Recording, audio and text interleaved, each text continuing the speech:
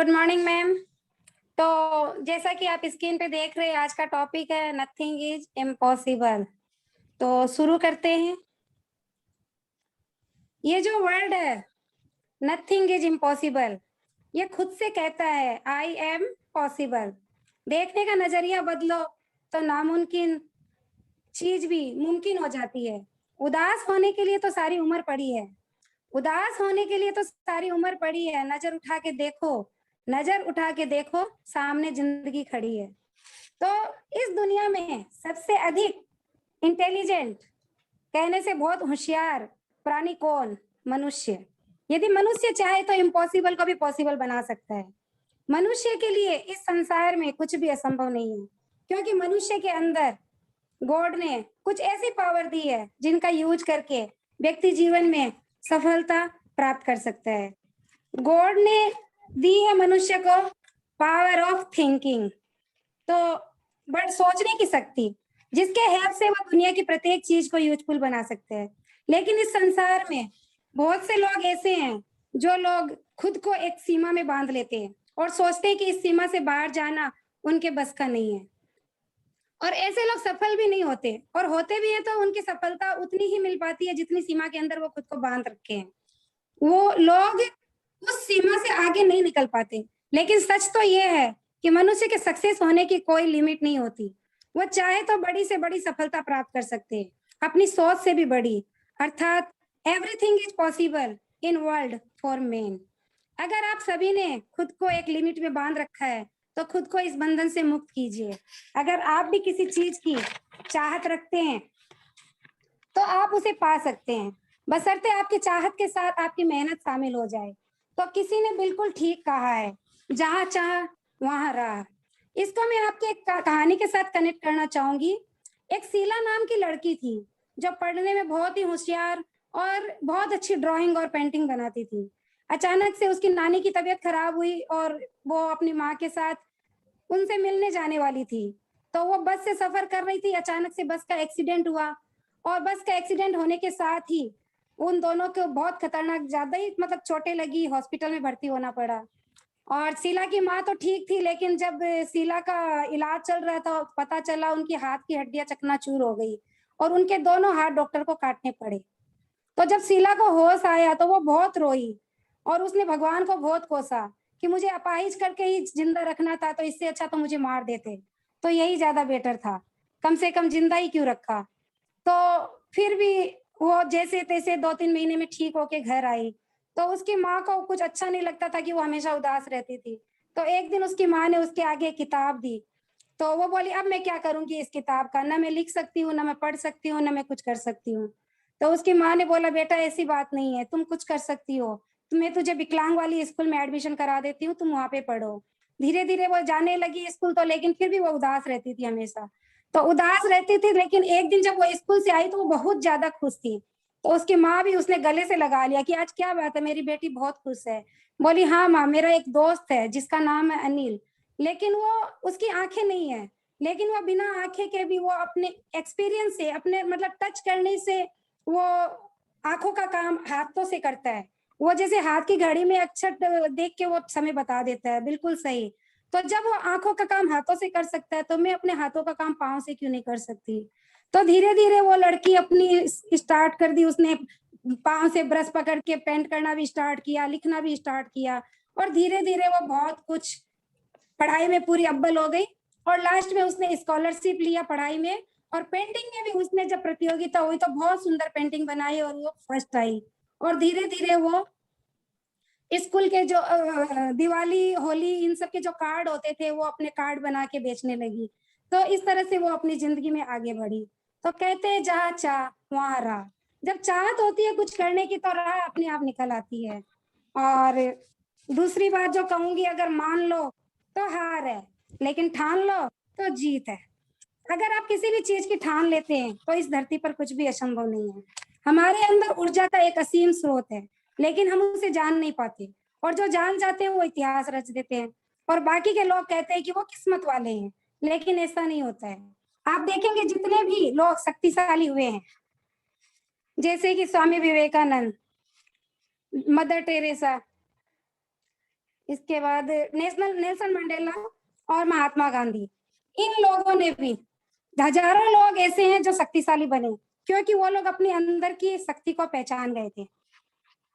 अगर आप अपने अंदर की शक्ति को एकत्रित करके आगे बढ़ेंगे तो दुनिया की हर ताकत आपके सामने छोटी पड़ जाएगी, क्योंकि दुनिया की बाहरी ऊर्जा से कहीं अधिक आपके अंदर की ऊर्जा होती है। आप कितना सोचते हैं उससे अधिक पा सकते हैं, लेकिन उसके लिए धैर्य, संयम और आत्मविश्वास जरूरी है।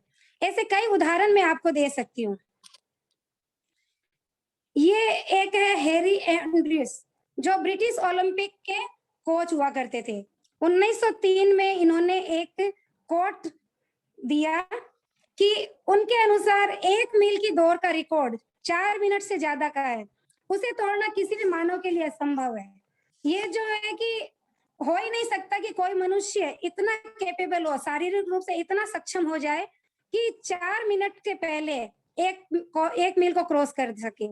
यह असंभव है। यह बात पूरी दुनिया में फैल गई, लेकिन क्या हुआ, किसी एक पागल ने इनकी बात नहीं सुनी और निकल के आए रोजर बेनिस्टर।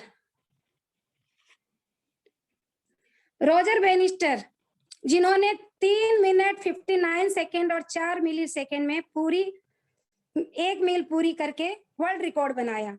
दुनिया में जो चीज पहले कभी नहीं हुई थी, तो रोजर बेनिस्टर ने प्रूफ कर दिखाया कि असंभव इस दुनिया में कुछ भी नहीं है। इन्होंने हैरी एंड्रयूस की स्टेटमेंट को झूठा साबित कर दिया, और ये जो कि महानतम कोचेज में से एक थे। फ्रेंड्स, जब भी कोई बात प्रामाणिक तौर पर कही जाती है ना, तो उनको बाकी सभी लोगों को संशय होना स्वाभाविक होता है कि ये सब असंभव है, ये हो नहीं सकता। तब तक नहीं होता जब तक कि कोई व्यक्ति उसको कर नहीं देता।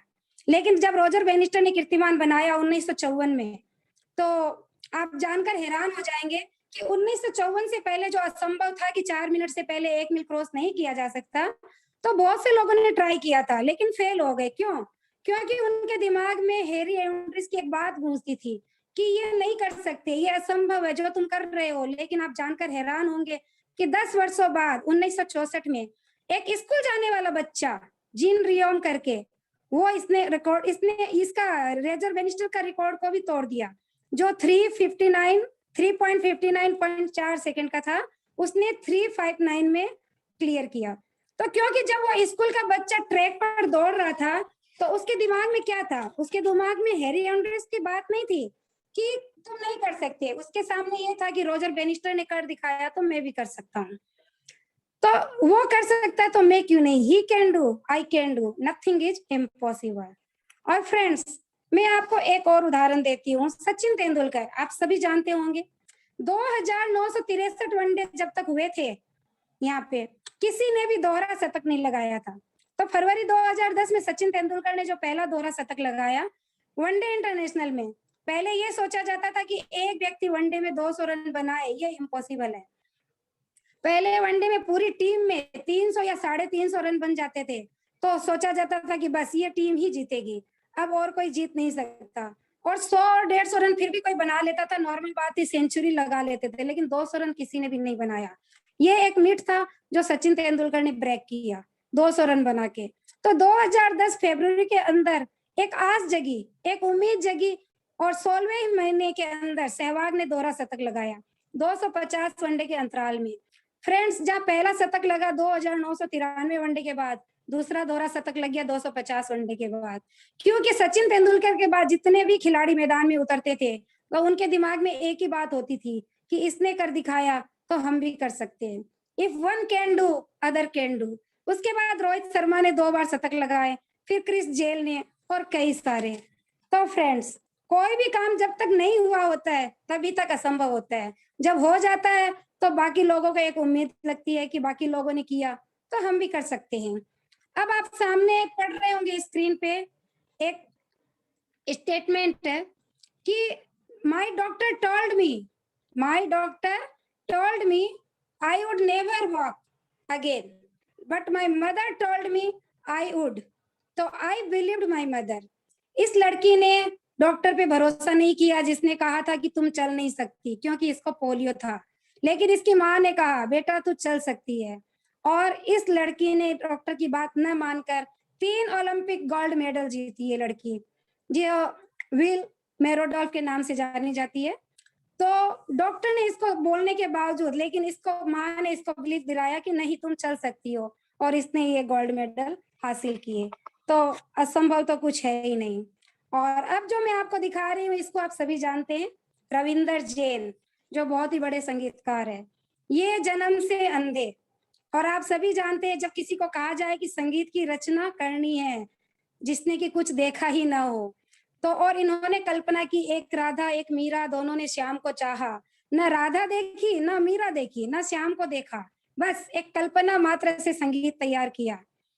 तो करोड़ों लोगों, लाखों करोड़ों हिंदुस्तानी के दिल में आज भी बसा हुआ है।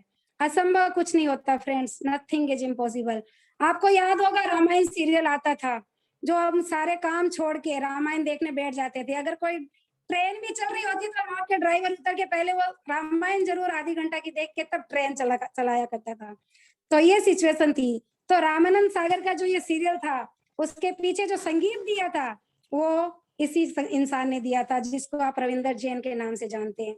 तो लोग कहते हैं ना, इट इज इम्पॉसिबल, ये जिससे दिखता नहीं कैसे कल्पना कर सकता है, राम की ना राधा की, कृष्ण की। लेकिन जो भी दुनिया में कीर्तिमान स्थापित करते हैं वे किसी की बात नहीं सुनते, वे करके दिखाते हैं। इन सभी ने अपने भीतर की ऊर्जा को, अपने भीतर के टैलेंट को पहचाना और उस पर काम किया और सफल हुए। अब एक क्वेश्चन हम सभी के बीच में ये आता है कि कैसे हम अपने भीतर के टैलेंट को पहचानें, हमारे भीतर की एनर्जी को कैसे हम फील करें। तो बहुत आसान है, मैं आपको यहाँ पे 10 टिप्स बताती हूँ, आप नोट कर सकते हैं। ये 10 टिप्स आपने अपने जीवन में उतार लिए तो फिर आप भी यही कहेंगे नथिंग इज इम्पॉसिबल। तो मेरा पहला टिप्स है, थिंक बिग। बिग थिंकिंग, हमेशा बड़ा सोचो। हमारे मैनेजिंग डायरेक्टर जो मिस्टर गौतम बाली सर का कहना है, कुछ बड़ा सोचने की हिम्मत तो करो दोस्तों। तो बड़ा सोचने से हमारे पास करने के लिए बहुत कुछ होता है, क्योंकि इस टाइम सफलता प्राप्त करने के लिए हमारी सीमा बहुत बढ़ जाती है। तो जैसे कि आप छोटे मैदान में क्रिकेट खेलते हैं तो छोटे सिक्स लगा पाते हैं और वो आपकी हैबिट में आ जाता है, वैसे ही जब आप बड़े मैदान में खेलते हैं तो बड़े सिक्स लगा पाते हैं और वो आपकी हैबिट में हो जाता है। तो फ्रेंड्स, लाइफ का मैदान आप जितना बड़ा बनाओगे उतने बड़े छक्के आप लगा सकते हो और उतनी बड़ी सफलता आप प्राप्त कर सकते हो। तो टाइम तो उतना ही लगना है ना, या छोटा सिक्स लगाओ या बड़ा सिक्स लगाओ। तो फिर क्यों ना हम बड़ा सिक्स लगाए। तो फ्रेंड्स, कहते हैं ना, छोटी सोच और पैर की मौज हमें कभी आगे बढ़ने नहीं देती। तो जब भी कुछ करना है तो थिंक बिग, बड़ा सोचो। Next, big goals, set always big goals. जब आप बड़ा सोचने की आदत बना लोगे तो बड़ा लक्ष्य भी बना सकते हो। आदत, अपना टारगेट हमेशा बड़ा बनाओ, क्योंकि लक्ष्य बड़ा होगा तो प्रयास बड़े होंगे और जीवन में कुछ बड़ा कर पाएंगे। बिग टारगेट के लिए रास्ता भी बड़ा तय करना होता है। तो सफलता तक पहुंचने का रास्ता जितना बड़ा होगा उतना अधिक सीखेंगे और अनुभव भी उतने ज्यादा होंगे। तो गोल्स बड़े तो सक्सेस भी बड़ी होगी और हमारे अंदर की पावर्स को विकसित करने का मौका भी ज्यादा मिलेगा। तो नेक्स्ट, प्लानिंग। तो आपने जो भी गोल चुना है उसे प्राप्त करने के लिए आपको एक क्लियर प्लानिंग करनी होगी। जैसे कि आपने एक दिल्ली जाना है, तो दिल्ली जाने के लिए हमें किस वे से जाना है, हमें फ्लाइट से जाना है, कार से जाना है, बस से जाना है, वो हमें प्लान करना होगा। हमें टिकट बुक करानी होगी और हमें अपनी सारी सुख सुविधाएं उस हिसाब से अरेंज करनी होगी कि हम कैसे जाएं। तो उसी हिसाब से आपको एक सीधा और साफ हमारी जो योजना से तय होगा, हम कितने समय में और किस तरह से पहुंचेंगे, तो ये उस प्लानिंग से डिपेंड करता है। तो एक परफेक्ट स्ट्रेटेजी के साथ बना लेने के बाद आपको उस पर ईमानदारी से चलना भी होगा। इट मीन्स कि आपको कोई शॉर्टकट नहीं खोजना है, आपने जो स्पीड तय किया है वैसे ही रूल्स को फॉलो करना है, देन यू गेट सक्सेस। अब हम नेक्स्ट देखेंगे, ये चौथा number, the law of attraction. तो यूज करना है लॉ ऑफ अट्रैक्शन का। This is a big thing जो बहुत काम करती है। जैसे धरती पर ग्रेविटी का लॉ काम करता है, उसी तरह जिंदगी में अट्रैक्शन का नियम काम करता है। जैसे ऊपर फेंकी गई कोई भी चीज ग्रेविटी के नियम के चलते धरती पर आकर गिरती है, ठीक उसी तरह आप जो सोचते हो वो तरंगे ब्रह्मांड तक जाती है, फिर वही आपको वापस मिलती है। यानी कि आप जिस चीज की चाहत करते हो वो चीज आपकी तरफ खींची चली आती है। जो भी बड़े लोग हैं इस फॉर्मूला को 100% अप्लाई करते हैं। जैसे कि आप अगर दुख की कल्पना ज्यादा करते हो तो दुख की संख्या आपके जीवन में बढ़ जाती है, और सुख की कल्पना करते हो तो सुख की संख्या बढ़ जाती है। तो ये आप पे डिपेंड करता है कि आप क्या सोचते हो। तो हमेशा ये लॉ ऑफ अट्रैक्शन यूज करें। और इसके बाद मैं आपको बताऊंगी self confidence. Grow your self confidence. आपका आत्मविश्वास आपकी सबसे बड़ी शक्ति है। सफलता के रास्ते पर जो भी कठिनाई आती है, आपका सेल्फ कॉन्फिडेंस ही आपको हर कठिनाई और प्रॉब्लम को फेस करने की हिम्मत देता है। और नेक्स्ट, पॉजिटिव एनर्जी। आपका सेल्फ कॉन्फिडेंस ही आपको पॉजिटिव एनर्जी देता है, और आपको पॉजिटिव एनर्जी आपको सफलता के रास्ते से भटकने नहीं देती। तो कुछ ना कुछ ऐसा जरूर करें जिससे आपका सेल्फ कॉन्फिडेंस बढ़े। Next, believe in your self. आपका बिलीफ सिस्टम जितना मजबूत होगा, जितना उतनी ही सफलता आपके नजदीक होगी। और कोई आप पर विश्वास करे या ना करे, लेकिन आपको स्वयं पर विश्वास करना है, और आपको खुद पर विश्वास है तो आपको सफल होने से कोई नहीं रोक सकता। Next, health fitness. सभी को पता है कि हमारा हेल्थ हमारे लिए कितना जरूरी है, ठीक है ना। जैसे कि हमारे लिए आजकल सबसे ज्यादा जो मोबाइल, आजकल हम लोग अपने आप से भी ज्यादा मतलब इंपॉर्टेंस किसको दे रहे हैं, मोबाइल को। तो मोबाइल हमें दिन भर चलाना होता है, हम क्या करते हैं, सुबह उठते ही चार्ज में लगाओ। क्यों? क्योंकि हमें पता है अगर वो चार्ज नहीं रहा तो हम उसको दिन भर यूज नहीं कर सकते। तो ठीक उसी तरह हमारा शरीर हमारे लिए कितना इंपॉर्टेंस है, हमें उसे दिन भर काम में लेना है, दिन भर यूज करना है, तो क्या उसको चार्ज करना जरूरी नहीं? तो फिटनेस बहुत जरूरी है। आपको अगर अच्छी हेल्थ नहीं है तो आप मेंटलिटी भी उतना प्रिपेयर कर लो। मेंटली चाहे आप कितना भी प्रिपेयर कर लो, आप प्रॉपरली सक्सेस नहीं हो पाते। तो अपने आप को हेल्दी रखना आपकी जिम्मेदारी है। आप योगा करो, एक्सरसाइज करो, या फिर आप जो भी वर्कआउट करो, तो आप कंसिस्टेंसी के साथ करो। ये नहीं कि एक दिन किया और 4 दिन नहीं, जो भी करे कंसिस्टेंसी के साथ। क्योंकि जब तक आप शारीरिक रूप से कमजोर होंगे तब तक आपका दिमाग भी प्रॉपरली काम नहीं कर सकता। Next, meditation. इसके लिए एक ध्यान का प्रयोग शेयर करती हूँ। तो इसे अगर आप करते हैं तो आप निश्चित ही फील करेंगे कि आप दिव्य ऊर्जा से भरने लगे हैं, आप डिफाइन एनर्जी के अट्रैक्ट करने लगे हैं, और एफर्टलेस आप अपनी लाइफ में आगे बढ़ने लगे हैं।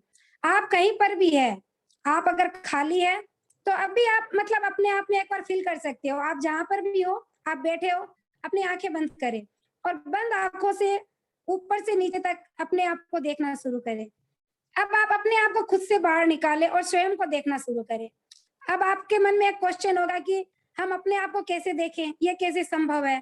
तो संभव है फ्रेंड्स। आप जैसे कि अभी एक मतलब एग्जांपल दे रही हूँ कि एक आप आंखें बंद करो और अपने आप अपने घर को देखो। आप जहां पर भी बैठे हो, क्या बंद आंखों से आप देख सकते हो आपका घर का दरवाजा किस तरफ खुल रहा है, आपकी टीवी कहाँ पे है, आपका फ्रिज कहाँ पर है, या फिर आपकी जो दीवालों का कलर है वो कौन सा है? तो वो सारी चीजें आप देख पा रहे हो क्योंकि आप वो रोज देखते हो। इसी तरह से आपको खुद को भी देख पाओगे अगर आप बंद आंख करके कोशिश करते हो।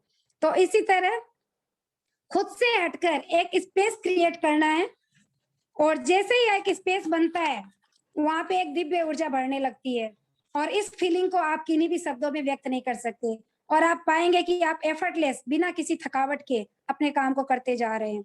लगातार अभ्यास से ये संभव है। नेक्स्ट और लास्ट,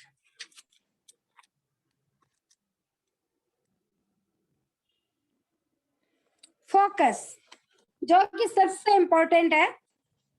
आपने जो भी गोल सेट किया है उस पर फोकस करना है, उस गोल को अपना लक्ष्य बनाना है।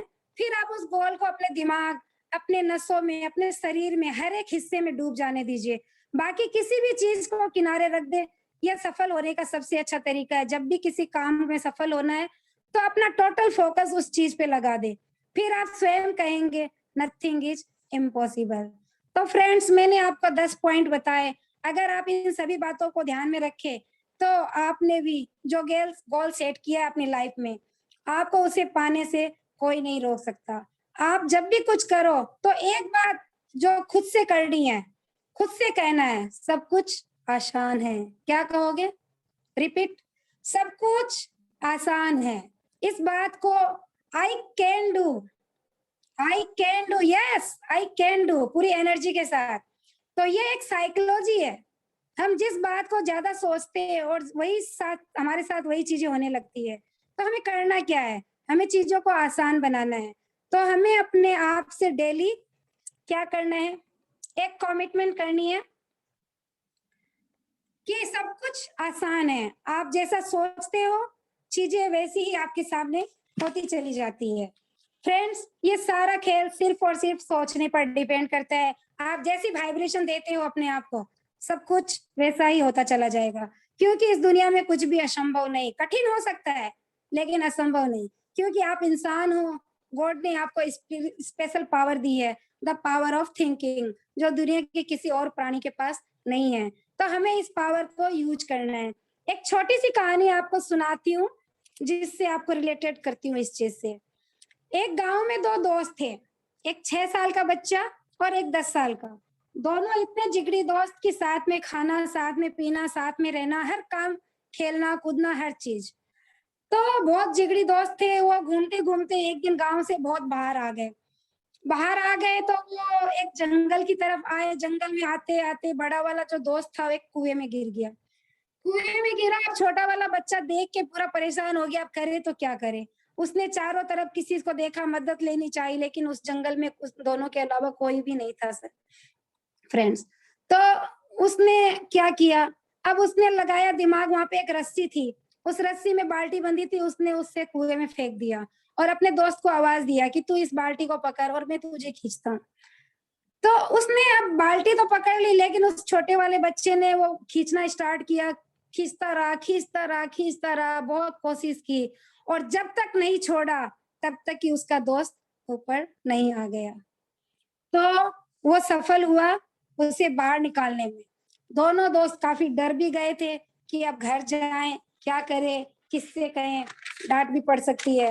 लेकिन क्या करें, घर गए, बताना तो था कि ऐसा ऐसा हुआ। लेकिन क्या, किसी को विश्वास ही नहीं। गांव के सारे लोग कह रहे ये भी कोई हो सकता है जो 6 साल का बच्चा, एक पानी बाल्टी भरी हो, अगर बाल्टी भरी हुई तो वो नहीं उठा पाएगा, तो वो एक 10 साल के बच्चे को कुएं से कैसे खींच सकता है। लेकिन उस गांव में एक बहुत ही बुजुर्ग जो कि समझदार थे, जिनको लोग रहीम चाचा के नाम से जाना करते थे, तो वो चाचा बोले कि ये हो सकता है। तो लोग सारे वहां पे जुट गए कि भाई ये कैसे पॉसिबल है कि ये छोटा सा बच्चा इसको कुएं से निकाल पाए। तो वह पॉसिबल है। पॉसिबल तो ये खुद अपने आप में है कि उसने क्या किया, उसने दोस्त को निकाला। उस समय दूर दूर तक किसी ने ये नहीं बताया कि तुम ये नहीं कर सकते। उसका जुनून कि मुझे हर हाल में अपने दोस्त को बचाना है, इसके अंदर की ऊर्जा अपने आप बाहर निकल के आई और इसने कुछ नहीं सोचा। इसके अलावा इसके दिमाग में कुछ नहीं था। इसके दिमाग में सिर्फ एक ही बात थी कि मुझे मेरे दोस्त को बचाना है। इसने खुद ने भी अपने आप से कभी एक बार भी नहीं बोला कि मैं ये नहीं कर सकता। तो जुनून किसी भी चीज का हो, वो पागलपन की हद तक आदमी वो काम कर ही जाता है। तो फ्रेंड्स, आपके देखा हमारे थॉट्स में कितनी पावर है। हम जो भी चाहें और सोचें हम कर सकते हैं। अक्सर होता क्या है, हमारे आसपास ज्ञानचंद और रायचंद जी बहुत होते हैं जो हमें ये बताते हैं कि ये तेरे बस का नहीं है, अरे तुम तो रहने ही दो, बस जितनी चादर है ना उतनी ही पांव फैलाओ, ज्यादा नहीं। बट फ्रेंड्स, समय बदल चुका है। हमें अपने पांव को सिकोड़ना नहीं है। चादर कैसे बड़ी होगी इस पे विचार करना है। लोग जन्म से गरीब नहीं होते, उनकी सोच गरीबों वाली होती है। अगर अमीर बनना है तो सोच भी अमीरों वाली होनी चाहिए। हमारे प्रधानमंत्री को ही आप देखते होंगे, नरेंद्र मोदी जी, क्या है, चाय बेचा करते थे। तो ये एक बहुत बड़ा एग्जाम्पल है हम सभी के लिए। और ऐसे बहुत सारे एग्जाम्पल्स है जो आपको प्रूव करते हैं कि कुछ भी असंभव नहीं है। अब मैं आपको एक और बात से रिलेट करना चाहूंगी, जिससे आप अगर सही सोच रखते हैं तो आप कैसे सक्सेस हो सकते हैं। जैसे कि मान लीजिए कि मुझे एक जॉब चाहिए, आप इंटरव्यू के लिए जा रहे हो। अब यहाँ पे दो इस तरह की स्ट्रीम है, एक नेगेटिव थिंकिंग, एक पॉजिटिव थिंकिंग। तो पहले हम नेगेटिव थिंकिंग के बारे में देखते हैं कि आप जॉब लेने तो जा रहे हो इंटरव्यू देने के, लेकिन आप सोच क्या रहे हो? अरे यार, क्या होगा? माइंड से मतलब पहले से ही ऐसे हो रहा है कि मैं 2-4 बार गया था पहले भी इंटरव्यू के लिए, कुछ नहीं हुआ, मेरी तो किस्मत ही खराब है, मुझे तो नौकरी मिल ही नहीं सकती, मेरी तो शक्ल देख के ही लोग मुझे बाहर निकाल देते हैं। तो ये एक एक्सट्रीम है, तो आपको अंदर से पहले ही खत्म कर देगी। इसमें कोई डाउट नहीं है कि वो नौकरी आपको नहीं मिलने वाली है। तो नेगेटिव थिंकिंग आपको अंदर से खोखला कर देती है। अब एक और एक्सट्रीम लेते हैं, एक विशफुल थिंकिंग, जिसे लोग कहते हैं पॉजिटिव थिंकिंग, जो मतलब वास्तव में वो पॉजिटिव थिंकिंग होती नहीं है। तो ये एक अनरियलिस्टिक विशफुल थिंकिंग है कि मैं जा रहा हूँ इंटरव्यू के लिए, 4 बुक्स पढ़ ली, 2-4 मतलब मोटिवेट वीडियो देख लिए मोटिवेशनल, ऊपर-ऊपर से खूब मोटिवेट हो गए, लेकिन बातों की गहराई में नहीं गए और जिन चीज़ों को छोड़नी थी, उसे ही पकड़ लिया। मतलब कि जो काम करना था इंटरव्यू के लिए वो नहीं किया, लेकिन रिजल्ट को पकड़ा कि मुझे तो ये नौकरी मिलेगी ही मिलेगी। तो मैं जो इंटरव्यू देने जा रहा हूँ, ये नौकरी कॉन्फिडेंस, मतलब मुझे ही मिलना है, क्या एटीट्यूड और क्या कॉन्फिडेंस, है ना? लेकिन आप ये भी सोचो कि वहाँ पे और भी 100 लोग आ रहे हैं इंटरव्यू के लिए, तो ये जॉब उन्हें क्यों नहीं मिलेगी भाई? वो भी तो नौकरी लेने आए हैं, टाइम पास के लिए थोड़ी ना। वो भी इसी ग्रह के हैं, कोई दूसरी प्लैनेट का तो है नहीं। और उनके पास भी डिग्री है, डिप्लोमा है, उनके भी फैमिली में समस्या है, उन्हें भी पैसा चाहिए। तो ये कि मुझे ही मतलब उनका भी तो ये ड्रीम हो सकता है ना कि वो भी सोच के आए होंगे कि भाई ये नौकरी तो मुझे ही मिलेगी। तो फ्रेंड्स, ये एक अनरियलिस्टिक, अवास्तविक, विशफुल थिंकिंग है, जो लोगों को खत्म कर देती है, अंदर से खोखला बना देती है। किस तरीके से? देखिए इसे, समझना बहुत सिंपल है। अगर आप ये सोचते रहोगे कि नौकरी सिर्फ आपको मिलेगी, तो टेम्परेरी बेसिस पे आपका कॉन्फिडेंस बढ़ जाएगा, बहुत ज्यादा बढ़ जाएगा। जैसे अंडर कॉन्फिडेंस अच्छा नहीं होता, वैसे ही ओवर कॉन्फिडेंस भी खराब होता है। तो अब जैसे कि आप पहले से ही सोच लो कि जॉब आपको मिलेगी, तो आप क्या करोगे? उसके बेसिस पे आप ऑटोमेटिक एक सपनों का महल खड़ा कर लोगे कि भाई मुझे ये नौकरी मिलेगी तो मैं ये बाइक खरीदूंगा, मैं ये करूंगा, मैं वो करूंगा, मतलब बहुत सारी प्लानिंग अपने आप स्टार्ट हो जाती है। तो मैं जितना आपको बता रही हूँ उतनी देर में तो पता नहीं कितने ही ख्वाब शुरू हो जाते हैं। तो वो क्या होता है, हमारा ध्यान हट जाता है और हमारा ध्यान आ जाता है एक्सपेक्टेशन के ऊपर। तो पूरा का पूरा महल खड़ा हो जाता है जब हम एक्सपेक्टेशन करने लगते हैं, और उसके साथ ही खड़ा होता है एक डर, क्योंकि जहां एक्सपेक्टेशन होगी वहां डर होगा। ठीक है ना? तो ये महल टूट गया तो क्या होगा? नौकरी नहीं मिली तो क्या होगा? इतनी सारी प्रॉब्लम्स है लाइफ में, कैसे दूर होगी? ये ऐसी चीजें हैं जिनका जॉब से कोई कनेक्शन नहीं है। सोचिए और समझिए इस बात को कि ये सब क्या है। ये मेरी प्रॉब्लम्स है कि मुझे पैसा चाहिए, मुझे नौकरी चाहिए, नौकरी नहीं मिली तो शादी नहीं होगी, मेरा घर खर्च कैसा चलेगा, घर वाले क्या कहेंगे? तो ये प्रॉब्लम्स किसकी है? मेरी है। लेकिन जो आपको नौकरी देने वाला है, जो बंदा आपका इंटरव्यू लेने वाला है, उसको क्या फर्क पड़ता है कि आपकी प्रॉब्लम क्या है? रियलिटी और इमेजिनेशन में कितना फर्क है, देखिए यहाँ पे। जिसकी वजह से आपको जॉब मिलने वाली है, उसे रत्ती भर भी फर्क नहीं पड़ता कि आपके पास पैसे है या नहीं है, आपको ये नौकरी क्यों चाहिए, उसे कोई लेना देना नहीं होता, क्योंकि वो आपको नौकरी देगा, कोई भीख नहीं। ऑब्वियसली उसे क्या फायदा होने वाला है? उसे कंपनी का फायदा किस में है? नौकरी के लिए तो वो अपने फायदे के बारे में सोच के आपको नौकरी देगा, लेकिन आपका एक्सपेक्टेशन कहीं और चला जाता है। तो ना तो आपका कॉन्फिडेंस काम आता है, क्योंकि जब 20 क्वालिटी देखता है, जब भी जो जॉब देगा तो आपकी सिर्फ एक क्वालिटी पे आपको नहीं देगा, आप कितने कॉन्फिडेंट हो। कॉन्फिडेंस तो है, वो सिर्फ एक क्वालिटी है, लेकिन कॉन्फिडेंस है, स्किल नहीं है।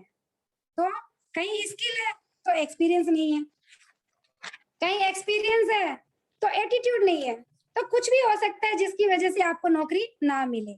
मतलब कि नौकरी का मिलना या ना मिलना आपके हाथ में है ही नहीं।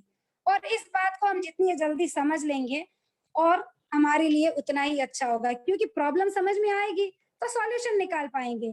जो चीज हमारे हाथ में नहीं है सिर्फ उसे ही सोचेंगे, फिर से एक इमेजिनेशन खड़ी होगी जो हमारे लिए सही नहीं है। तो हमें करना क्या है यहाँ पे? तो आपको क्या चाहिए? नौकरी। तो भूल जाइए कि आपको नौकरी चाहिए, आप अपने फायदे को भूल जाइए और उस कंपनी के फायदे के बारे में सोचिए। ये है रियलिस्टिक पॉजिटिव थिंकिंग। जिस कंपनी में इंटरव्यू देने जा रहे हैं उसके फायदे के बारे में सोचिए। अब आप वो करने जा रहे हैं जो बाकी के 100 लोग नहीं कर रहे हैं। बाकी के 100 लोग जो नौकरी मांगने जा रहे हैं ना, आप नौकरी मांगने नहीं जा रहे हैं, आप कंपनी पर स्टडी कर रहे हैं, आप प्रोडक्ट और सर्विसेज पर स्टडी कर रहे हैं, और आप उसके वेबसाइट को स्टडी कर रहे हैं। जिस जॉब के लिए आपको बुलाया जा रहा है उस पर स्टडी कर रहे हैं, उसको समझ रहे हैं कि किस तरह का रोल आपको देने की बात आपसे की जा रही है, और अपनी स्ट्रेंथ के हिसाब से आप ये देख रहे हैं कि आप ऐसा क्या करें कि उस कंपनी को फायदा हो। तो ये सब चीजें आप रिसर्च कर लो, सिर्फ रिसर्च ही कर लो अपने माइंड में, और माइंड में बैठा लो, तो ये सब आपकी आंखों में ही नजर आ जाएगा। इसका मतलब कि आप गोल कहाँ सेटिंग कर रहे थे और जहां आपको काम करना है। जब आप इंटरव्यू के लिए जा रहे हैं तो क्या सोच रहे हैं? जो बाकी के लोग हैं वो ज्यादा से ज्यादा दो चीजें सोच सकते हैं। या तो ज्यादातर लोग डरे हुए होंगे कि पता नहीं मिलेगी नहीं मिलेगी, मिलेगी कि नहीं मिलेगी। तो ये सब बकवास है। जिनके अंदर पहले से इतना डर आ जाता है उनको मिलने के चांसेस वैसे ही कम हो जाते हैं। और जो ज्यादातर दूसरे तरह के लोग होंगे वो सोच रहे होंगे कि मुझे तो मिलेगी ही मिलेगी, तो क्यों मिलेगी, इसकी कोई वजह ही नहीं होती। तो आप क्या कर रहे हो वहां पर? वहां ठंडे दिमाग से सोच रहे हो कि मुझे मिलेगी तो क्या होगा, या ना मिलेगी, मतलब ना ये सोच रहे हो कि नहीं मिलेगी तो क्या होगा, या मिलेगी क्या होगा। आप बड़े आराम से मन ही मन बोल रहे होंगे कि इस कंपनी के बारे में जितना रिसर्च में कर सकता था मैंने किया, जिस जॉब प्रोफाइल के बारे में जितना रिसर्च करना था मैंने किया, जितना एफर्ट में डाल सकता था मैंने डाला। तो जॉब इंटरव्यू के लिए 100% लगाया, पूरी तैयारी के साथ आए। उसके बाद अंदर जाकर भी पूरी तैयारी के साथ बोलने वाला हूँ जो भी मुझे पूछने वाले हैं। उसके बाद मुझे नौकरी मिली तो अच्छा है, मेरे लिए भी और उस कंपनी के लिए भी। और कंपनी के लिए भी क्यों? कि मैं सिर्फ जॉब इंटरव्यू के 100% नहीं दूंगा। जब मुझे जॉब मिलेगी ना तो मैं अपने काम में भी जान लगा दूंगा 100%। तो दूसरी तरफ आप क्या सोच रहे होंगे कि जॉब नहीं मिली तो मेरे लिए तो अच्छा है, बट उस कंपनी को नुकसान हो जाएगा। जो इसको पता ही नहीं है इन्होंने क्या खो दिया। मुझे तो काम करना था इस कंपनी के साथ, तो मैं इसलिए इस कंपनी को ज्वाइन कर रहा था, धोखा देने के लिए नहीं। और ये ईमानदारी आपकी आंखों में दिखना शुरू हो गई तो सिर्फ जॉब ही नहीं प्रमोशन भी मिलेगी। तो इस एग्जाम्पल से आप बेस्टिज को भी अपने आप से रिलेटेड कर सकते हो कि आपको किसी को जोड़ना है तो आपको अपना फायदा नहीं सोचना है, आपको उसकी जरूरत क्या है उसे पहचानिए, क्योंकि उसे आपके पीवी बढ़ने से कोई फर्क नहीं पड़ता। आप क्या लेवल अचीव कर रहे हो उससे कोई फर्क नहीं पड़ता। तो सामने वाले को ये दिखाना है कि उसका फायदा क्या होगा तो वो आपसे जुड़े। अगर ये थॉट्स आपके दिमाग में रहेगी तो आपको कोई फर्क नहीं पड़ेगा कि वो आपसे जुड़ता है कि नहीं जुड़ता है।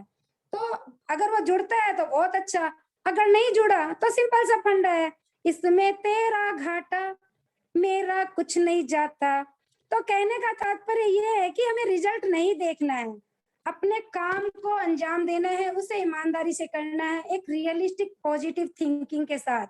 आपको ये तो समझ में आ गया होगा कि पॉजिटिव थिंकिंग क्या है। तो क्या अब आपको भी लगता है कि आप जो पाना चाहते हैं वो इम्पॉसिबल है? तो एक फॉर्मूला हमेशा याद रखिए, big thinking plus action plus hard work is equal to success. Repeat करती हूँ, big thinking plus action plus hard work is equal to success. तो असंभव इस दुनिया में कुछ भी नहीं होता फ्रेंड्स, ये सिर्फ एक परिकल्पना है। ये शब्द किसी डिक्शनरी में नहीं होता, ये हमारे माइंड में होता है, और अवतरित तब होता है जब इसको अधिक बार सोचते हैं। जितनी बार अधिक सोचेंगे ये और मजबूत हो जाता है। आप जितनी बार इसकी कल्पना ज्यादा करते हैं उतनी बार ये आपकी मजबूती के साथ आपके सामने आकर खड़ा हो जाता है। लेकिन सच ये है कि असल जीवन में इसकी कोई प्रजाति नहीं पाई जाती। आप जानते हैं फ्रेंड्स, दूध, दही, घी और मक्खन सब एक ही कलर के होते, व्हाइट। और सबसे सस्ता क्या होता है? दूध, जो एक दिन टिकता है। ठीक है, वो कितना रुपए लीटर मिलता होगा आपको? 60 या 70। लेकिन फिर दही जो थोड़ी सी खटास रहता है उसकी कीमत बढ़ जाती है, ठीक है ना। और फिर दही से हम क्या निकालते हैं? जब दही को थोड़ा मथते हैं, दही का अगर मंथन किया जाए तो क्या निकलेगा? मक्खन। और मक्खन को तपाया जाए तो इसकी मक्खन का तो मूल्य बढ़ ही जाता है, और मक्खन से जब तपाया जाए तो घी निकलता है जो कभी खराब नहीं होता। इसका अर्थ यह है जो मनुष्य बार बार संकट और दुख आने पर भी अपना रंग नहीं बदलता, समाज में उसी का मूल्य बढ़ता है। एक ही दिन में बिगड़ने वाले दूध में कभी नहीं बिगड़ने वाला घी छिपा है। इसी तरह मन भी अथाह शक्तियों से भरा हुआ है, उसमें कुछ सकारात्मक विचार डालो और अपने आप को मथो, अर्थात चिंतन करो, अपने जीवन को और तपाओ, तब देखना आप कभी ना हारने वाले सदाबहार व्यक्ति बन जाएंगे। फ्रेंड्स, एक ही बात कहना चाहूंगी, हर रोज एक कमिटमेंट के साथ जागो, कुछ करना है, अपने आप पर भरोसा करो। कामयाबी हमारा जन्मसिद्ध अधिकार है, उसे हासिल करना सिर्फ हमारे हाथ में है। मैं तब तक जुटी रहूंगी जब तक मैं सफल नहीं हो जाती। मैं इस संसार में हारने के लिए नहीं आई हूँ, मैं सफलता के लिए हमेशा अगला कदम उठाने को तत्पर रहूंगी। अगर उस कदम के बाद भी मुझे सफलता नहीं मिली तो भी मैं और कदम उठाऊंगी, एक और कदम उठाऊंगी, और उसके बाद भी नहीं तो फिर एक और कदम। वास्तव में देखा जाए तो एक समय में एक कदम उठाना जरा भी कठिन नहीं होता। मैं कोशिश करूंगी, लगातार कोशिश करूंगी और बार बार कोशिश करूंगी। मैं हर बाधा को अपने लक्ष्य में एक मोड़ की तरह लूंगी और अपने बिजनेस में चुनौती की तरह। जब तक मेरे शरीर में जान है, मैं अपने लक्ष्य को हासिल करने में जुटी रहूंगी, क्योंकि मैं सफलता के रहस्य को जानती हूँ। जब भी कोई व्यक्ति लंबे समय तक लगा रहता है तो सफलता झक मार कर आती है। लगातार कोशिश करना ही कामयाबी की वजह बनती है। मैं अपने लक्ष्य को हर हाल में पाकर रहूंगी। तो friends, never give up. Friends, हम बहुत लक्की है जो हम वेस्टिजियन है, क्योंकि वेस्टिज हमें ये हौसला देता है। तो जिद चाहिए जीतने के लिए फ्रेंड्स, जिद चाहिए जीतने के लिए, हारने के लिए तो एक डर ही काफी है। देखा जाए तो समस्या इतनी ताकतवर नहीं होती जितना कि हम उसे मान लेते हैं। कभी सुना है अंधेरे ने सुबह नहीं होने दी? नहीं ना। तो जिंदगी में कुछ पाना है तो तरीके बदलो, इरादे नहीं। रास्ता खूबसूरत हो तो पता करो किधर को जाता है, लेकिन मंजिल खूबसूरत हो तो रास्ते की परवाह नहीं करनी चाहिए। हमें जिद पर अड़ जाना है, परिस्थिति चाहे जैसी भी हो, मन स्थिति अच्छी होनी चाहिए। वी हैव टू प्रूव, हम जो सोच सकते हैं वो कर सकते हैं, और जो हमारी कल्पना है वही हमारी रचना होगी। और हम भी एक इतिहास बनाएंगे जिसे लोग एग्जाम्पल के तौर पे सभी के आगे प्रस्तुत करेंगे और कहेंगे नथिंग इज इम्पॉसिबल। तो we have to be an example for others. तो ठीक है, ये मेरा सेशन कंप्लीट हुआ, और लास्ट में मैं 2 शायरी पढ़ना चाहूंगी जो मेरे बेटे ने लिखी है इस सेशन से रिलेटेड।